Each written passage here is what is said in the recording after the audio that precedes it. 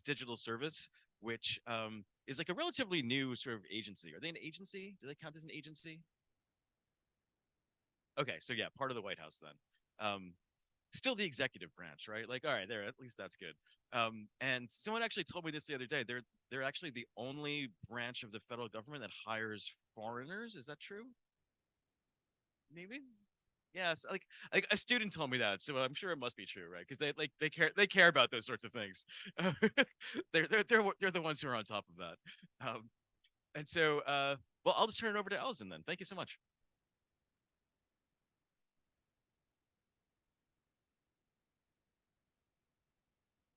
Colin. Hello, everyone. It's so great to be with you this morning here on the beautiful campus of Georgetown in the fall. I just loved walking in this morning. Again, my name is Allison Abbott, and I'm with the U.S. Digital Service.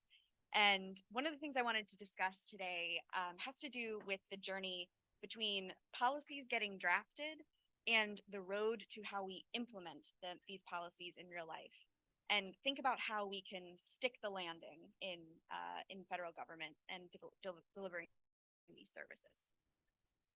But to start, I want to start with a story, and I want to take us back to March 15th of 2021.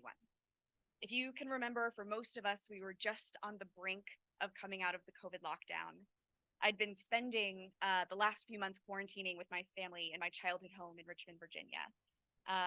On March 15th, 2021, it was also my first day at my new job with the White House. Now, because we were still in lockdown, I couldn't take my oath of office at the White House itself, which was a bit of a bummer.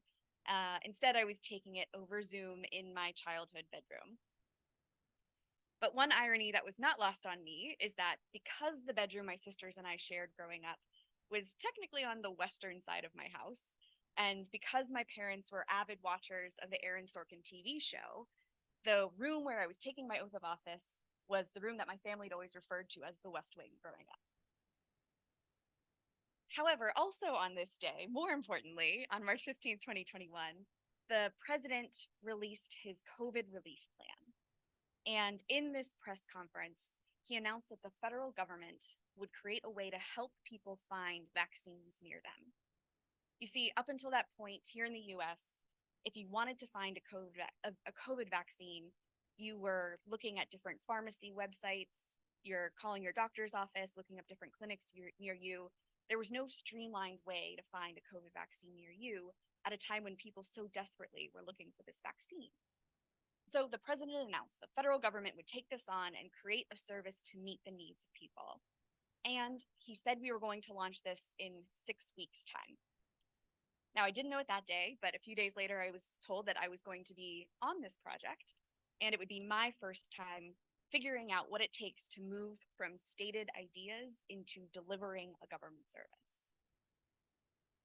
I'm going to put a pin in that story for right now. We'll come back to it in a second, but just to back up for a second, what was this new job I just agreed to do to deliver services in 6 weeks' time for the entire country?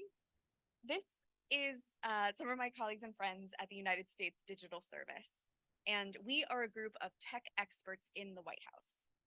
Our job is to use design and technology to deliver better government services to the American public. Our staff have backgrounds in design. I'm a designer by trade. We have engineers, product managers, and most of us came from the tech industry outside of government, but we were called to the mission of helping deliver better services to the American public. We partner with agencies across the federal government to successfully deliver digital services, whether it be helping veterans apply for their health care, or immigrants navigating the naturalization process, or families applying for the benefits that they're entitled to. And USDS, as Evan mentioned, is relatively new. We only came about a decade ago, around the time when the Affordable Care Act passed. Now, the Affordable Care Act, for anyone who isn't familiar with it, or maybe wasn't here in the States at that time, this was a policy that provided a pathway for individuals to access healthcare plans, regardless of their income or pre-existing conditions. It was the most expansive policy for healthcare in decades. And the main way that the public was going to connect to being able to access these health plans was through a website called healthcare.gov.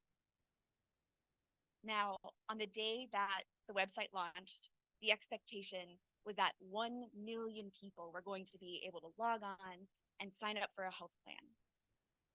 Unfortunately, that day, only 6 people were able to sign up for a health plan. Just to be clear, that's not 6,000, it's not 600. There were 6 individual humans who got a health plan that day. Now, the gap between the intentions of this policy and the realities of the implementation was about to prevent millions of people from signing up for these health plans. This put the entire Affordable Care Act policy in jeopardy. Now, the good news is the story doesn't end there. The White House brought in a scrappy surge team of designers and engineers and product managers, and together with the healthcare.gov team, they worked tirelessly to untangle the bureaucratic and technical webs that had gotten to this point, and in a matter of weeks, we're delivering a functioning website. And by the end of enrollment season that first year, 8 million people successfully signed up and received healthcare plans through healthcare.gov. Now, through this process, the president realized, man, the federal government should really have an in-house team of technical experts to successfully shepherd our policies to implementation. And so the US Digital Service was born. We sit in the executive office of the president, and we've been doing this work ever since. The basic theory of USDS is to replicate the ingredients that were successful in turning on healthcare.gov and do that elsewhere in government. Now, the reason I bring up this healthcare.gov story is 1, because it's our origin story, so you get to know us better. But 2, it's also a critical example of the very real gap that can occur between policy and implementation. Ultimately, even the best crafted policies are dependent on how they are implemented in order to drive change. What we implement and how we implement it ultimately creates the lived experience the public has with any given policy. So the implementation on day 1 of healthcare.gov was the de facto policy for that day. We can say we wanted millions of people to access affordable healthcare, but if the website to deliver it only works for 6 people, ultimately only 6 people are getting healthcare that day. But the implementation decisions that followed in the next weeks and months also became the de facto policy. When a website can shepherd 8 million people through, it means 8 million individuals could rest easy knowing they had health coverage. That's when we delivered something closer to the policy's original intent. Now, this is a diagram that comes up a lot in tech. I haven't seen it so much in government yet, but I think it draws a nice parallel. When we think about the requirements or the way a customer explains what they want or need, and when it funnels through a number of different groups and specialties, it's influenced by assumptions people make or mistakes people make. And it's also influenced by the constraints on the system. And if we're not careful, we can end up in a situation where what we deliver is very far from what the end user really needs. And I feel like this could really map well to when we think about drafting policy all the way through how we deliver services. But when we're thinking about programs that impact millions of people in need, the gaps between these parties can be even bigger and the impact even more consequential. And there ultimately comes a point where it doesn't matter how well-intentioned a policy is. The thing that is ultimately delivered determines if the user thinks their government is trustworthy or capable of meeting their needs. So, if we want to make good on our promises to the American public, we have got to have a strong implementation arm in government. I'll say it again. In government, we have to have as strong of an implementation arm as we do a policy arm. And the good news is that there are some really compelling recent examples in American federal government that point to this. So back to my opening story. The president had just promised to the American public that the federal government would launch a service where people could find vaccines near them, and that this service would be available in 6 weeks' time. A team of heroes from the CDC and others, and along with some folks from USDS, worked together tirelessly to stand up a website, vaccines.gov. And on it, people could search anywhere in the US, across pharmacies and clinics and doctors' offices, to see where there were available vaccines. Now, what made this implementation in 6 weeks successful compared to the healthcare.gov experience? While there are many reasons, the ones that stick out the most to me are, one, user research didn't get cut just because we had 6 weeks time. In fact, conducting research with users helped us go faster. By talking to potential users of this service, we ensured what we were creating was navigable and understandable and ultimately meeting the needs that they had. And second, we also had an iteration cadence. This is where a lot of government services get tripped up, doing the really hard work of delivering an initial service, but not having the plan in place to make changes as we learn and as people use it. Now, we knew that we couldn't possibly anticipate every user behavior when this first launched. And we also knew the world was changing rapidly around us. We couldn't anticipate all of the forces that were happening in this time of COVID relief. We needed to be able to learn and be nimble in updating the service that we were providing. Now, thinking beyond just a website and considering the bridge between implementation and policy, while vaccines.gov was the center of gravity for this project, there was 180 million views in the first 6 months it was live. What would it mean if we only made this information available on the web? First, we had to recognize that not everyone in the US had reliable internet access or would be able to easily navigate a website. So we still wanted these people to have just as good access to vaccine information as anyone else. So the policies proactively anticipated this and helped us set up a path to stand up a phone hotline as well as a text service. People could call in to a 1-800 number and find vaccines available near them and even get help scheduling appointments. Or people could text a short code and find up to 3 locations near them where they could find a vaccine. Second, we also considered language. If we don't make things available in the languages that people here in America speak, then we're not actually delivering on the true intent of the policy. So our phone lines had a translation service that was available in up to 100 languages outside of just English. And then as we learned, we took it a step further. We decided to stand up a WhatsApp chatbot in Spanish. And this was a strategic implementation decision because, one, our data was helping us see that in the Spanish-speaking communities in the US, many more folks were using WhatsApp than SMS. And as we were talking to community leaders, we were learning that disinformation about vaccines was running particularly rampant on social media platforms like Facebook. Now, WhatsApp, because it allows for the forwarding of messages, information has more of a chance to go viral in this peer-to-peer network compared to SMS. It also allowed us to have longer character limits in media, so we could have native Spanish-speaking doctors create little video snips of information about vaccines.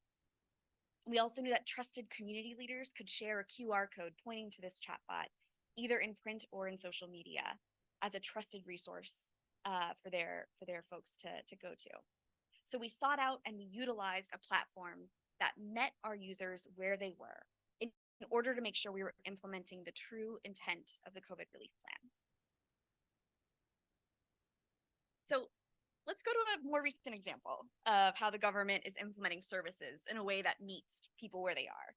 And this was the student loan forgiveness application portal. So for background, in August of 2022, President Biden announced student loan relief, where low to middle income borrowers could apply to have up to $10,000 of their federal student loans canceled. So it's tale as old as time. The Department of Education had just over a month to stand up a portal, a website, for people to be able to apply and attest that they were eligible for this student loan forgiveness. Now, this story could have gone a number of ways. There are approximately a gazillion government forms that have legalese taking up entire real estate at the top of the form. There are a ton of government forms that are pages and pages and pages of questions that are difficult to answer, that require digging through documents to find information. Now, this could have been a story where accessing this government service could have been so hard that people just weren't able to even get past that first gate, especially considering there was so little time to stand this up.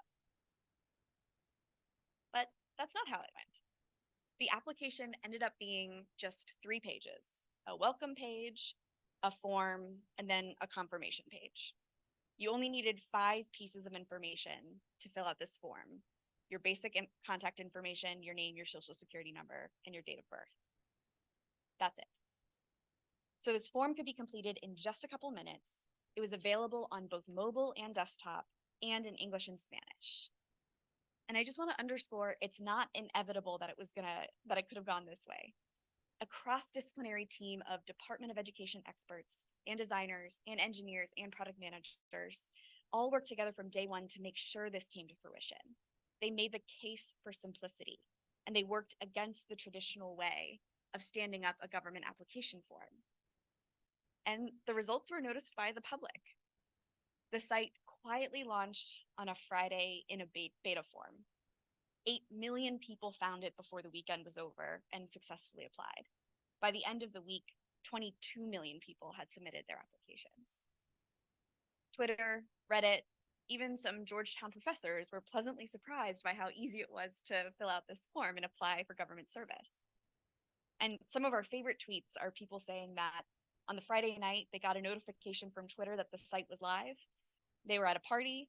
They had them turn the music down at the party. Everyone went on, quickly filled out the form. Everyone cheered, turned the music back up, and went back to their fun times. And in fact, it was a few weeks after this site launched that the Taylor Swift Eras Tour was announced and the Ticketmaster site crashed. So the White House Chief of Staff poked a little fun and was pretty proud of the fact that the student loan forgiveness application website was able to maintain 22 million visitors when maybe Ticketmaster struggled a little bit more. Now, this story takes a little bit of a turn from the successful implementation back into the policy arena. This particular form of student debt relief was ultimately blocked by the Supreme Court. So those that had applied for student loan forgiveness have not yet been able to receive it. If there is a silver lining in the story, though, it's that there's an example of a successful government implementation that has been kind of a catalyst within government. After this launched, we've had partners from other agencies come to us and say, oh, I see it now. I see what it can look like. I get that it could be that our applications can be streamlined and modern and user-friendly. It doesn't have to be the old way. So many of the pain points with government services happen at the point of application. So to demonstrate what one application experience could be like, and to prove that 22 million people were successfully able to use it in just 1 week's time, could be a really powerful catalyst when new policies come up and the next opportunity comes up for the government to meet the needs of its people. Now, here's a slightly different story. One that wasn't the high adrenaline rush of a 6-week turnaround time, but is actually rooted in work that has been going on for decades by some very dedicated civil servants. It showcases how the gap between policy and implementation can still have a huge impact on the public's ability to navigate and access government services. Let's think about the experience of a family with a newborn child who might need access to government services. If a family needs healthcare assistance, they apply to Medicaid through CMS. If they need food assistance, they work with FNS to apply for SNAP or maybe WIC. If they need cash assistance, they apply for TANF. And if they need childcare assistance, they either apply to Head Start at the federal level or CCDF at the state level. Many might apply to both because they're in such high demand. Now, in the eyes of the family, these all feel like they should be part of the same system. It's about keeping my family safe and afloat during this chapter of our lives. But all of those programs are separate government silos with separate funding streams, separate metrics, and so they are implemented separately from one another. When each of these programs are implemented separately, what ends up happening is a system like this, where enrolling and maintaining enrollment in core programs to keep your family afloat all require different applications on different timelines with different requirements. And unfortunately, what some families believe is that the government wants this for them. But No one would have ever wanted this for families. This would never have been the intention of the policy at the start, but this is the reality of what exists for families today. The downstream consequences for these upstream implementation decisions can be huge. At the same time that navigating these separate programs is so challenging for families, billions of dollars in existing public benefits never reach families because navigating this puzzle of government programs is so hard. Millions of people who are eligible for programs like SNAP or WIC just aren't able to enroll. Now, in 2021, the president issued an executive order for federal agencies to transform the way that we delivered services. The intent of this was to reimagine how government services can be implemented in a human-centered way. Until this executive order, no one agency was empowered to help create a better end-to-end experience for families who might need all of these services at this point in their life. But now there was a way to close the gap between the intentions of each of these policies, which is all about helping families in need, and delivering a more user-friendly way for them to access these services. From this, there was an interagency effort to look at the systems and how we design it from the perspective of the beneficiaries. Our fearless partners at all of those agencies you just saw, along with some folks at USDS and some wonderful designers from the Public Policy Lab, we came together and aligned on what the opportunities were and what we might be able to kick off within just a year's time to get us to move the needle a little bit further in the direction of a better implementation experience. And within the last year, a couple of pilots have launched. First, a pilot that helps families apply to multiple government programs in one touch point. Second, a newborn supply kit that provides families with critical supplies they need when they leave the hospital. And third, a notification program that helps families stay in the loop on their applications to different government services, or maybe one day even letting them know what other government programs they might be eligible for in an easy, streamlined way. And this is just the tip of the iceberg, but it's a strong start in reimagining how we implement programs in such a way that meets the intentions of the policies our governments write. And finally, I want to leave you with one more example. This time, not just about policies within the federal arena, but policies that span federal, state, and local governments, and how we need to be thinking about implementation in cases like this. There's a program called CCDF, which is childcare assistance, so that parents can afford childcare while maybe they go to work or pursue education or attend job trainings. And this is a federally funded program, but it's administered at the state or local level. And this is wonderful because it allows states or tribal nations or territories the flexibility to decide how they want to implement these funds for their unique communities' needs.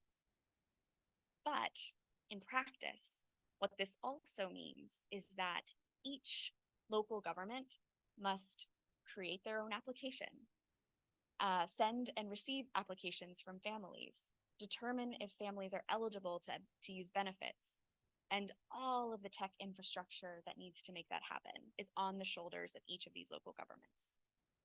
And what we heard when talking to some of these administrators was, we might not have the staff or the budget or the time to keep reinventing the wheel just to create the front door, make the front door easier for families to access this. So the Administration for Children and Families asked USDS to join them in answering the question, how might we, the federal government, help make it easier for states, territories, and tribal nations to implement this federally funded but locally administered program? What's within our sphere of control, both legally and feasibly? So like all of our projects, we started from a human-centered design lens. We talked to families that were eligible for this program, and we also talked to state administrators who have to implement it.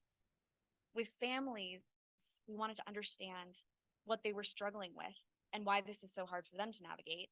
And the same with state administrators. Where were they potentially feeling hamstrung by something at the federal level that maybe we could unblock? For families, what we learned is that applications were often long and challenging and daunting. And we also knew that the more challenging an application was to fill out, the more prone to errors it was, which means it's longer for families to fill out, takes longer for families to fill out their applications, takes longer for states and local governments to process those applications and correct errors, and generally leads to a lot of waste in the system. Now, on the government side, some local governments were using applications that had been created decades ago, and included questions that neither the administrators nor the families really understood. And you see, it was unclear to them what parts of the application had things that were required at the federal level to answer. And because there was not clarity on what was required by federal law or not, understandably, states played it safe and said, you know what, maybe this question is on here for a good reason that I just don't understand. So I'm going to keep this question on the application for fear of getting dinged by the federal government later on for missing some rule or regulation. So from what we heard from both families and states, we asked, what can we do that might meet pain points on both sides of this equation? So the teams at ACF and USDS worked together, and we created a sample application for states that might want to reinvent their own CCDF application. So in this situation, we not only told them what was possible, but we showed them what was possible.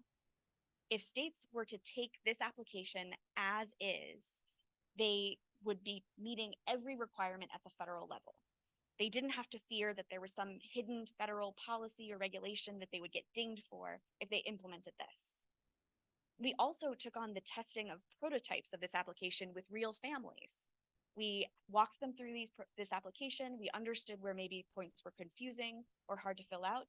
We iterated as we went, and we were able to deliver a user-tested sample application for all states rather than expecting or hoping that each individual state would have the time, the staff, or the budget to do this same user testing over and over.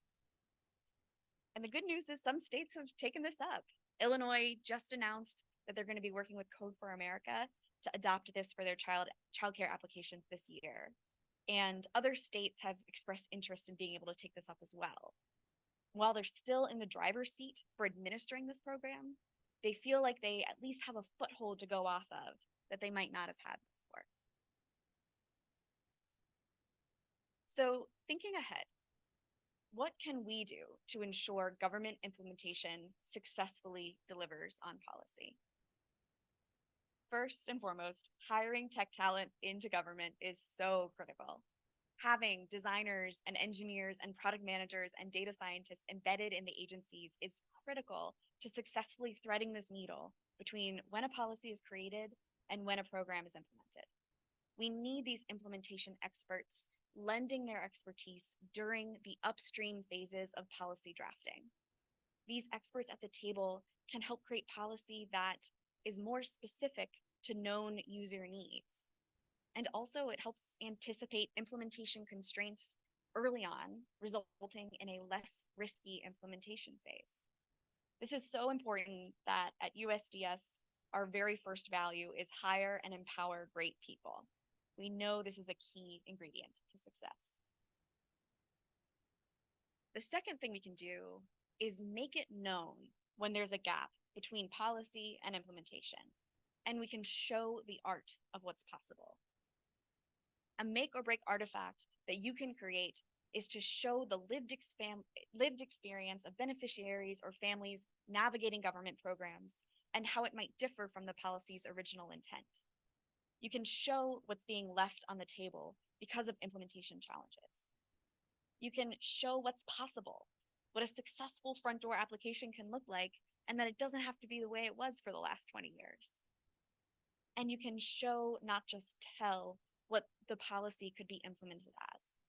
Inform its design through user research and user testing, and find that what we can do is allow individual administrators to not be burdened with reinventing implementation wheels over and over again. And finally, we need to continue building a culture of doing things iteratively. In particular, having functional interim live deliverables and doing phased rollouts of services. And policy can help create the environment for that. If policy can anticipate that we need to deliver work in an iterative, forever improving way, not just delivering a service once and maintaining it, we can drastically improve how we deliver services to the American public who needs them. Thank you so much for having me. I would be very happy to take any questions.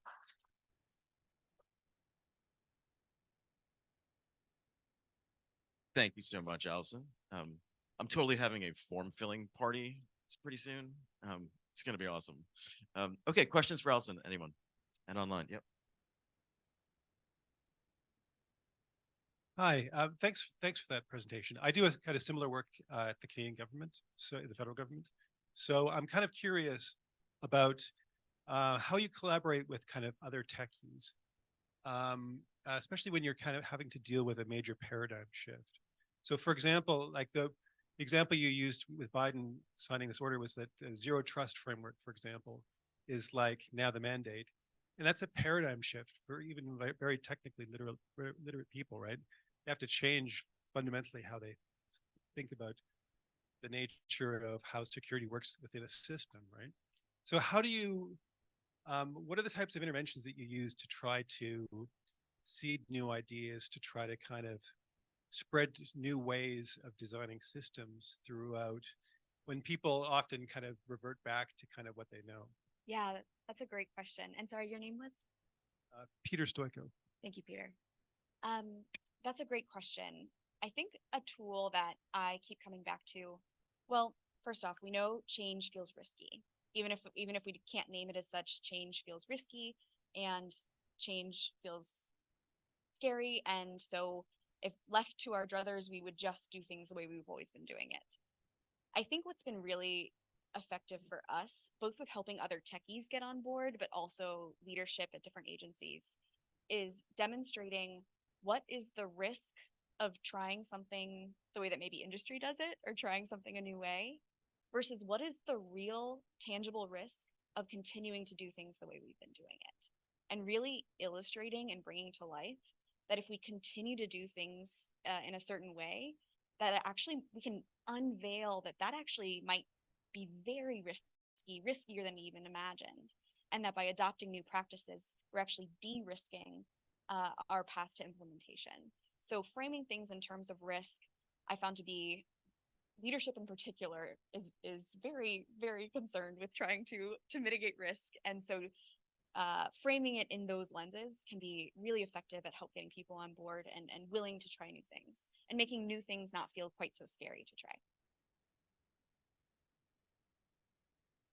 Here, Thomas from UK. So thank you very much. Really interesting presentation. My question is about which stage your team is involved in the policy. What policy making stage are you involved in as a technical team? Whether in the early stage of policy making you involved in, some of the policy might be infeasible in a technical perspective. So is there any feedback mechanism in that process? Maybe they have to change their policy because it's impossible to implement. So I want to know about that kind of a situation. Yeah, thank you, Thomas. That's a great question.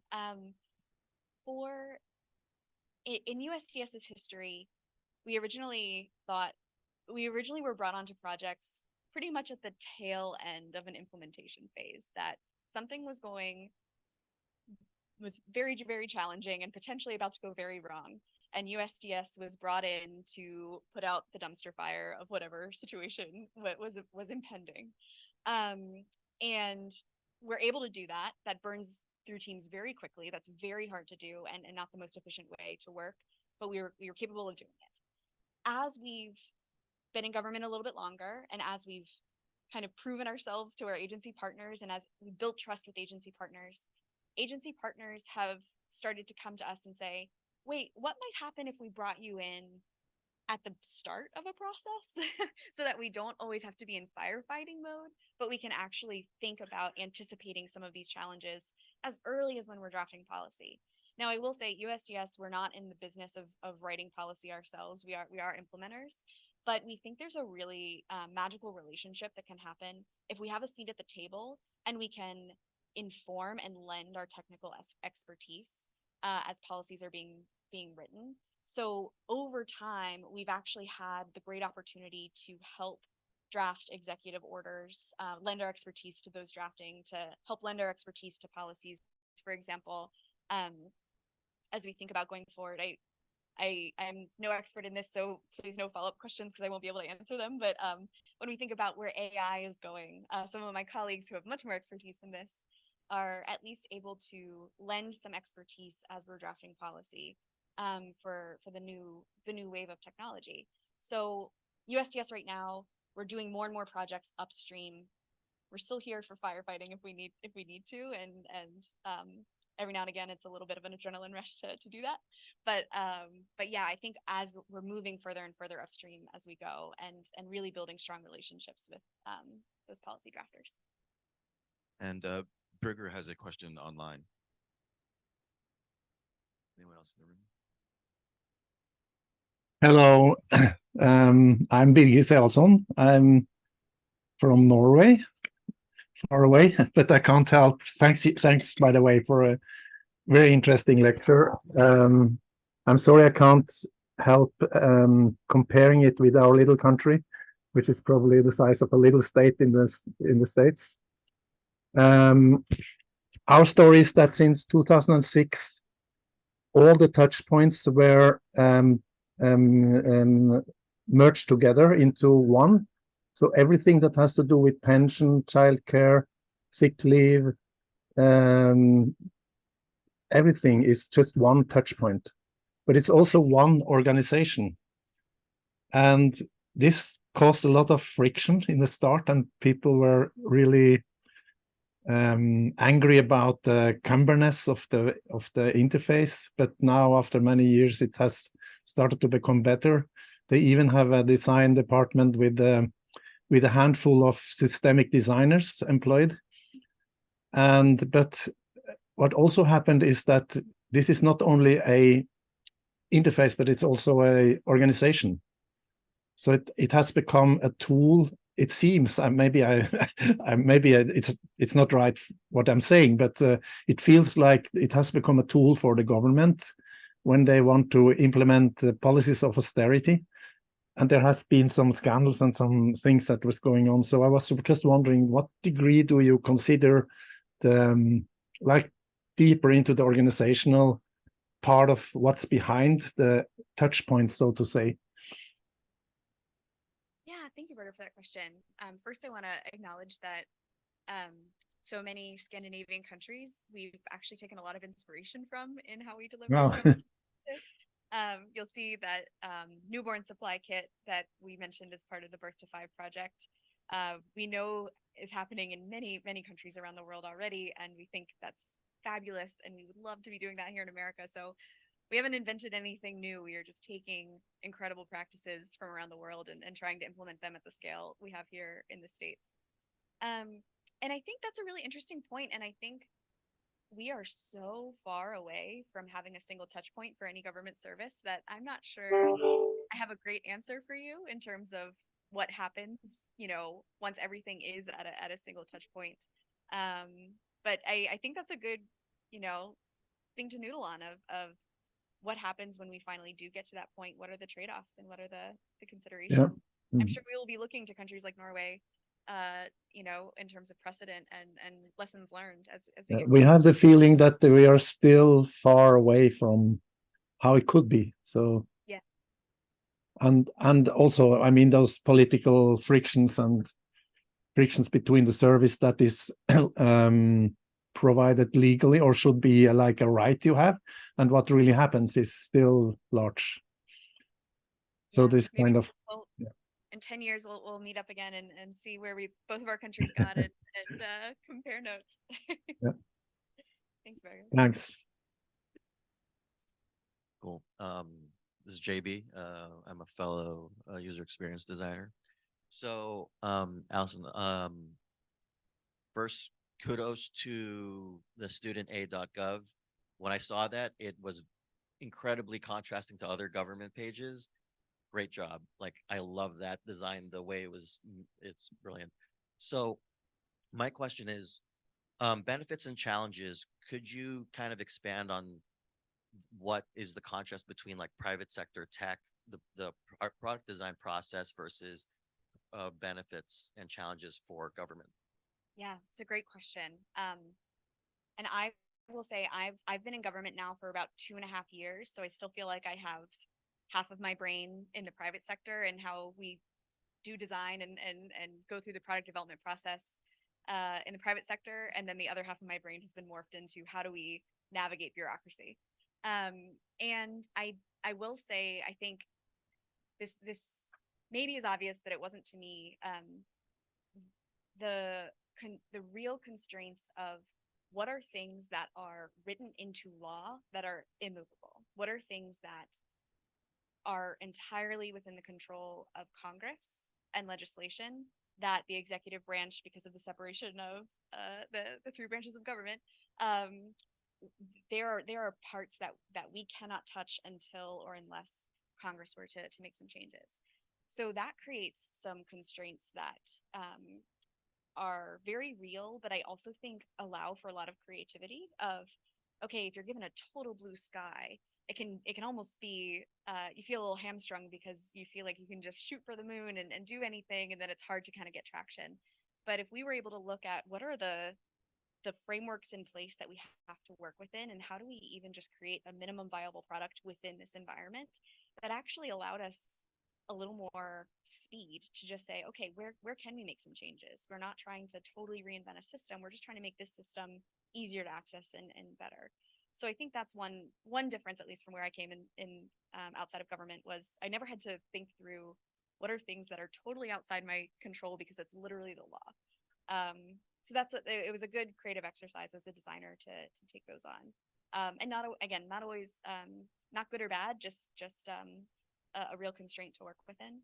And I also feel that the application, the benefits experience, it's such a target-rich environment as it is, even under the existing legal frameworks, that I feel, if to your point, Evan, if we could just improve every government application, I think that'd be like 75% of the work. If we could just make it easier to apply. Obviously, there's a lot more that needs to be done after the point of application, but gosh, what a moment to build trust between government and its constituents.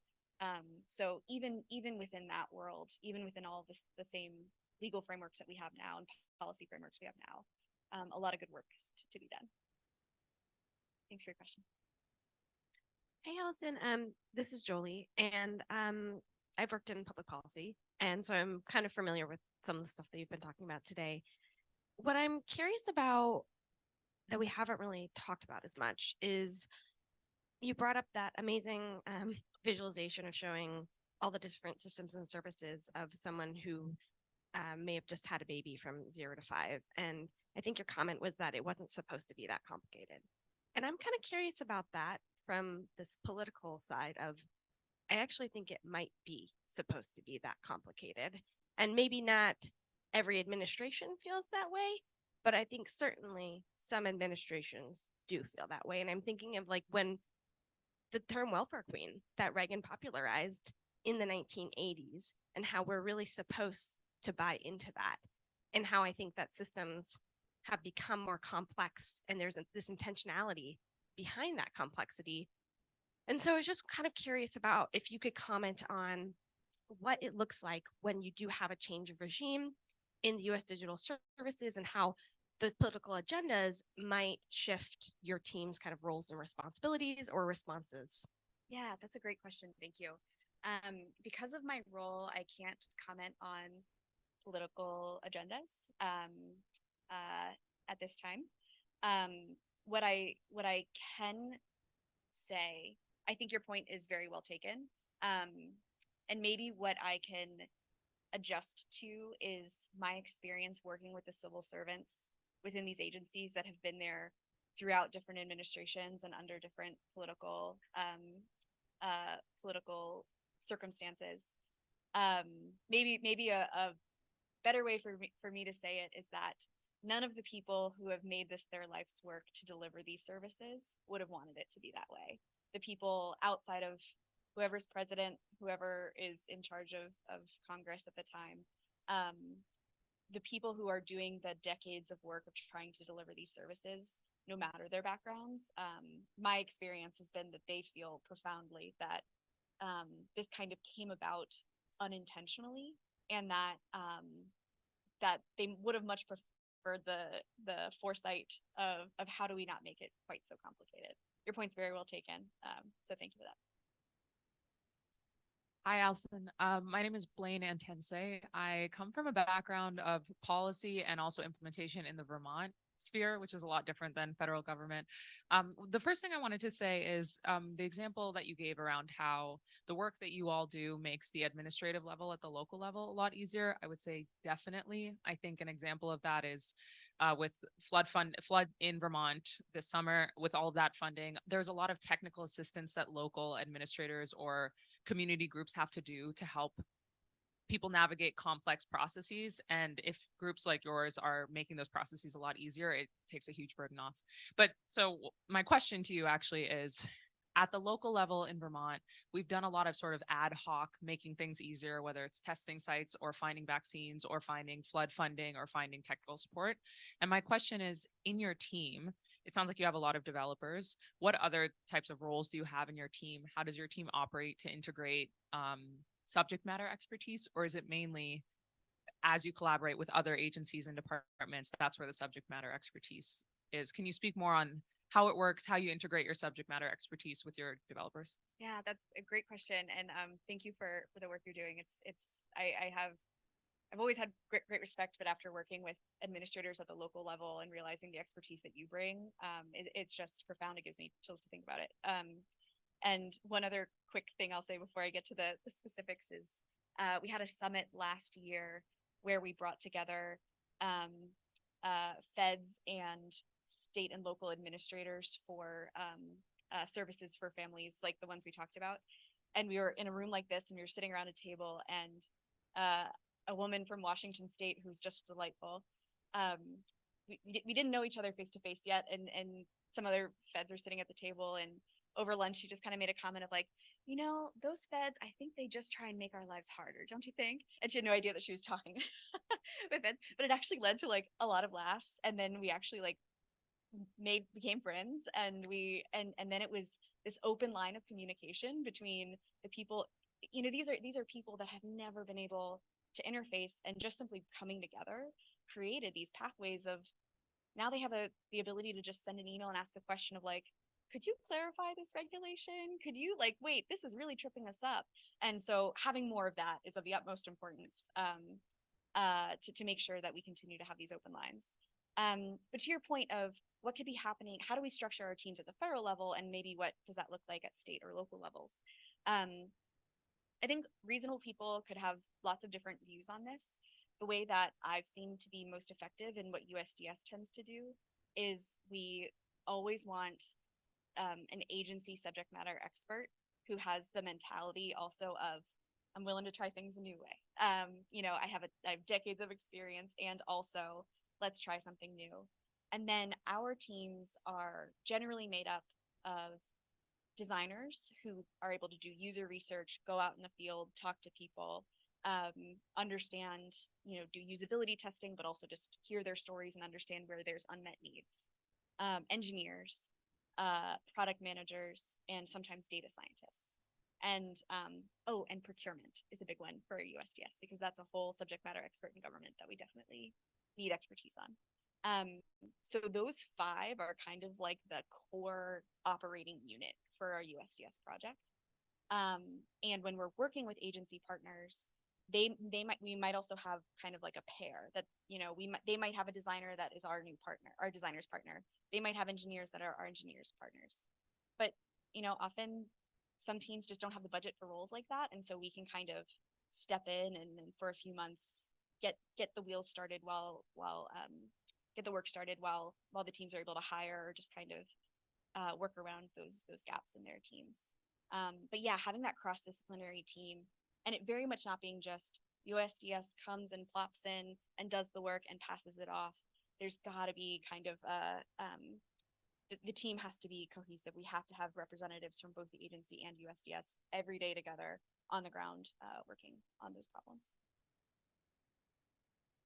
Hi, thank you. My name is Cecilia from Lowell University. So my question is about like multiple stakeholder engagement in your process. So from what I understood, you focus more in engaging with the citizens, with the public, but I'm wondering if also you include like other government staff, admin people, because probably, I mean, in this trade-off of making things very simple for the citizens, behind the scenes, things are a bit more complicated for those processing the, I don't know if that happened with the student application loans, but yeah, just in general, how you include the different stakeholders that need to be part of the service. Yeah, it's a great question. How we think about having stakeholder buy-in is one of the first things we do and one of the most important things that we do over time, whether or not they're actually the implementers of the service.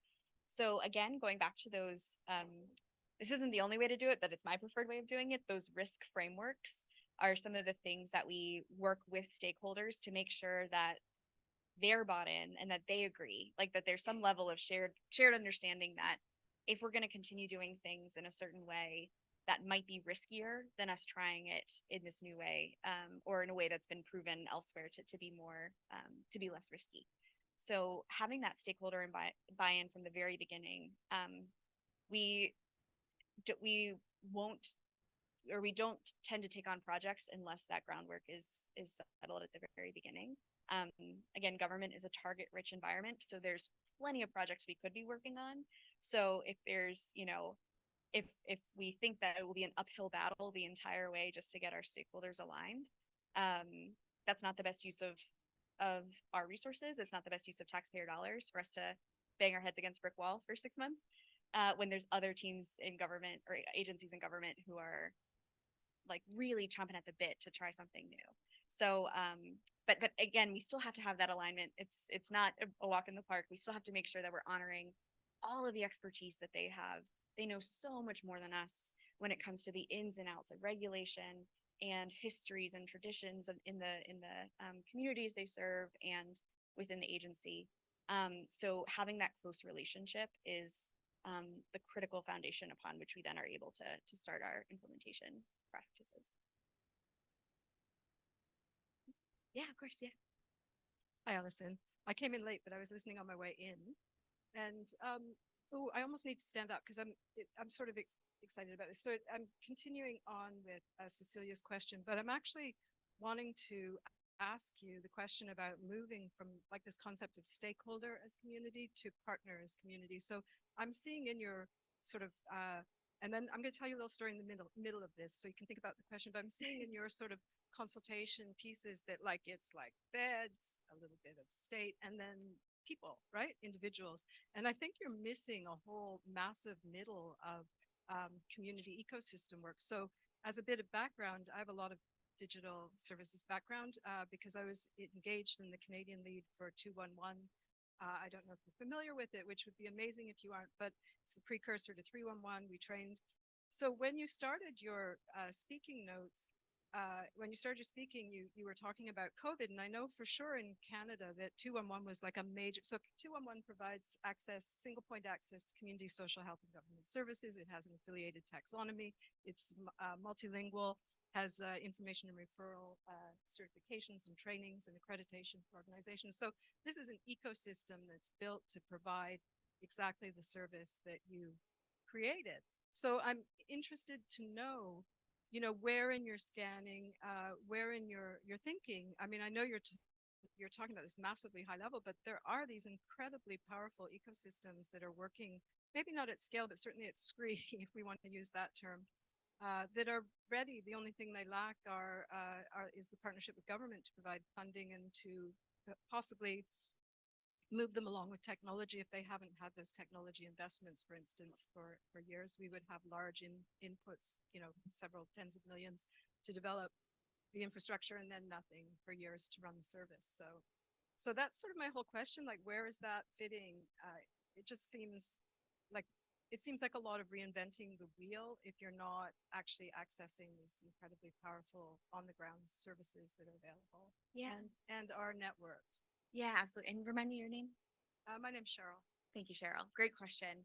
And that, I mean, that's a point that's spot on with the work that we're doing in terms of I quickly moved over it in terms of some of these stories, but to dig into it a little more, when it comes to for that Birth to Five project, the pilots that we're doing with creating a single touch point for people to access multiple services, the research that went into that is we were working with community-based organizations all the way. In fact, community-based organizations are where we do most of our early phases of our user research.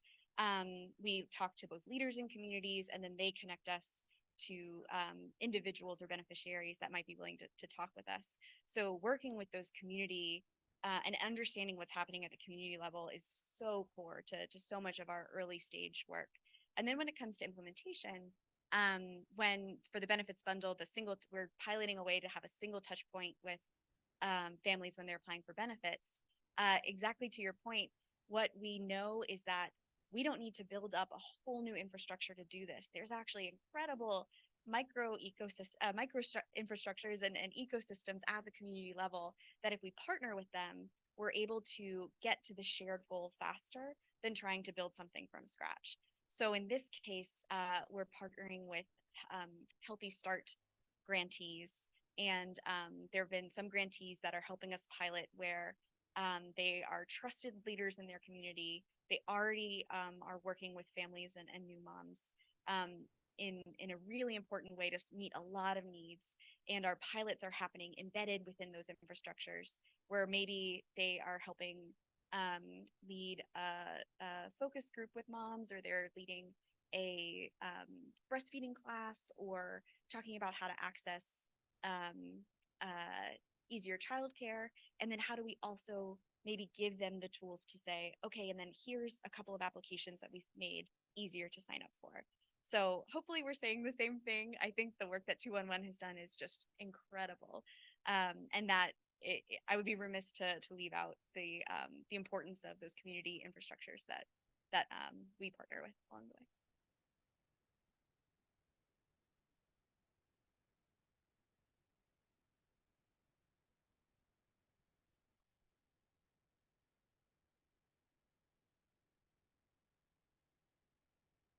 A wonderful ongoing series of blogs where they are talking about how they are doing this implementation with local partners and getting into quite a bit of detail around that, which is another remarkable thing about the way that this team is doing that work. They're really working out in public, and they're really acknowledging the partnership that they have with that community-based infrastructure.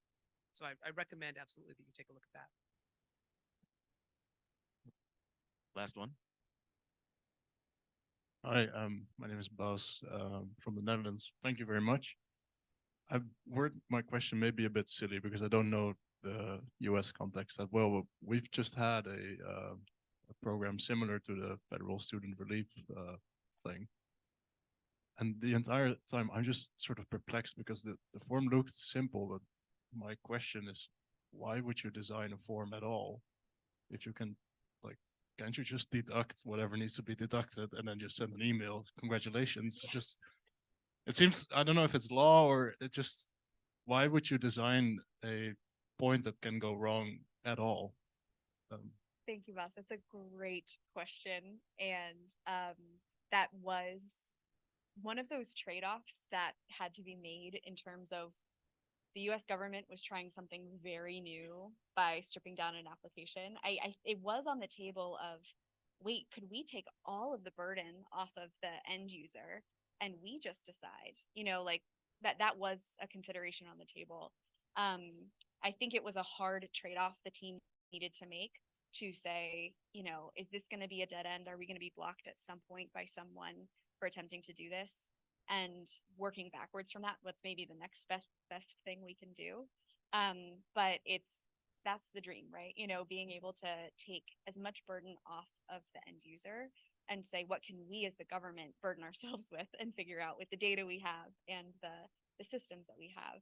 So I think that's a dream that a lot of programs, we actually got a lot of inspiration from the Canadian government in a different research project I was on of in Canada. When you file your taxes, the Canadian government just figures out what benefits you are eligible for. And wow, they're so different from how it's done here in the US. And what an opportunity. So maybe hopefully, you know, in 10 or 20 years time, we might catch up in that way. But knowing that there's a North Star of where we want to be, and knowing that sometimes along the way that gets blocked, working backwards of what's the next best thing that we could be doing is the forever dance we're dancing. Thank you so much, Allison. Thank you for your time. Appreciate it.